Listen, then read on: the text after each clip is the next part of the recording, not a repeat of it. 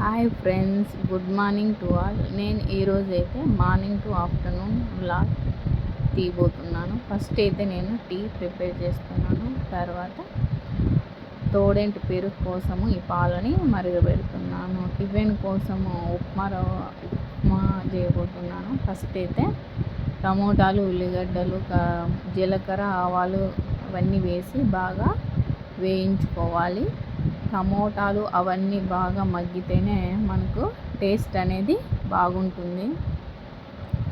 అవి మగ్గుకోకుంటే టమోటాలు అనేది పచ్చిగుండి, ఉల్లిగడ్డలు పచ్చిగుంటే ఏం బాగుండదు. కాబట్టి గంటెతో బాగా కలియబెట్టుకుంటూ దానిని మగ్గేంత వరకు ఉండాలి.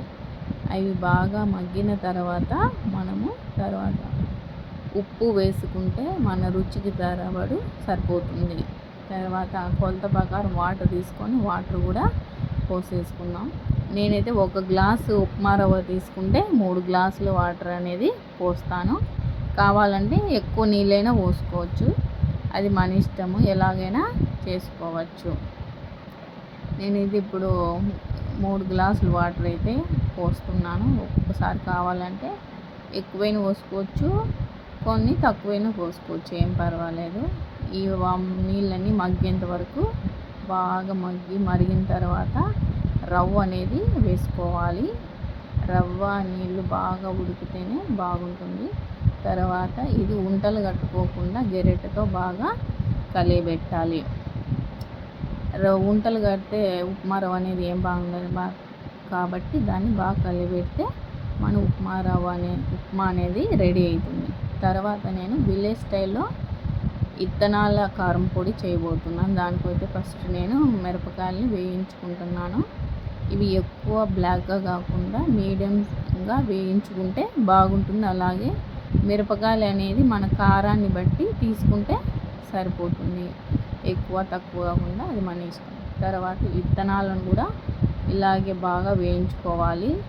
ఎక్కువ మాడిపోకుండా చూసుకుంటూ దానిని మీడియంలో పెట్టుకొని వేయించుకుంటే విత్తనాలు అనేది బాగుంటాయి. ఎక్కువ మాడిపోతే ఈ విత్తనాల పొడి అనేది బ్లాక్గా ఉంటుంది.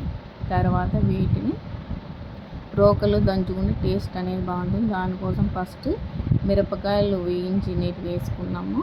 తర్వాత ఉప్పు అనేది మన టేస్ట్ని బట్టి వేసుకుంటే సరిపోతుంది. వీటిని అన్నిటినీ రోకలితో బాగా పొడిలాగా చేసుకుంటే బాగుంటుంది. విత్తనాల పొడి అనేది రోకల్లో దంచుకుంటేనే బాగుంటుంది. తర్వాత విత్తనాలు పొట్టు తీసి నీటివి వేయించుకున్నాం కదా, వాటిని కూడా వేసి బాగా పొడిలాగా చేసుకోవాలి. అలా పొడి చేసిన తర్వాత దాంట్లో పొట్టు తీసిన విత్తనాలు కూడా వేసి బాగా దంచి దీన్ని కారం పొడిగా మనం చేసుకొని స్టోర్ చేసుకుంటే బాగుంటుంది. తర్వాత నా కొడుకు స్కూల్కి అయితే రెడీ అయినాడు. వానికి టిఫిన్ అయితే పెట్టాను, తింటున్నాడు.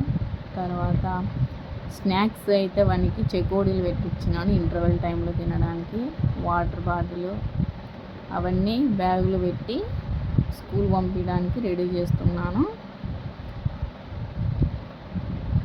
వాడు స్కూల్ పోయిన తర్వాత నేను లంచ్ అనేది ప్రిపేర్ చేస్తాను. ఇప్పుడు నేను లంచ్ కోసం అయితే పప్పుచారు చేస్తున్నాను. కందిబ్యాలు తీసుకొని టమోటాలు, పచ్చిమిరపకాయలు వేసుకొని కొన్ని వాటర్ పోసి ఈ మూత అనేది పెట్టుకొని మనము 2 కానీ 3 విజిల్స్ వచ్చేలాగా దాన్ని పేస్ట్ లాగా చేసుకుంటే సరిపోతుంది. 2 అయినా ఇచ్చుకోవచ్చు విజిల్స్ అనేది, 3 అయినా ఇచ్చుకోవచ్చు. పేస్ట్ అయితేనే బాగుంటుంది, బ్యాలు లేకుండా. తర్వాత ఇట్లా పేస్ట్ వేసుకొని దాంట్లో మనము కారం పొడి, ఉప్పు, చింతపండు రసం అన్నీ వేసుకొని తిరువాత పెట్టుకొని ఆ వేసిన తిరువాత అంతా బాగా కలియబెట్టుకోవాలి. కలియబెట్టుకున్న తర్వాత మళ్ళీ ఆ పప్పుచారుని బాగా ఉడికించుకోవాలి. పప్పుచారుని బాగా ఉడికించుకుంటేనే టేస్ట్ అనేది బాగుంటుంది. పప్పుచారు ఉడికేటప్పుడు ఆ స్మెల్ అయితే వావ్ సూపర్గా ఉంటుంది. కాబట్టి పప్పుచారు అనేది బాగా ఉడికించుకునేలాగా చూసుకోవాలి. బాగా ఉడికితేనే బాగుంటుంది, మరిగితే భలే ఉంటుంది. వాటర్ అనేది మనము ఆ పప్పుచారుకి మన సరిపడట్లు, అది లూజ్గా ఉండాలా గట్టిగా ఉండాలా అలా చూసుకొని మనం పోసుకుంటే సరిపోతుంది. ఎక్కువ నీళ్ళుగా ఎక్కువ అలా లేకుండా చూసుకోవాలి. పప్పుచారులోకి నేనైతే బెండకాయ ఫ్రై చేశాను ఫ్రెండ్స్. మా వాడికైతే అది చాలా ఇష్టము, బాగా తింటాడు. అందుకని నేను ఈరోజు పప్పుచారులోకి బెండకాయ ఫ్రై చేశాను.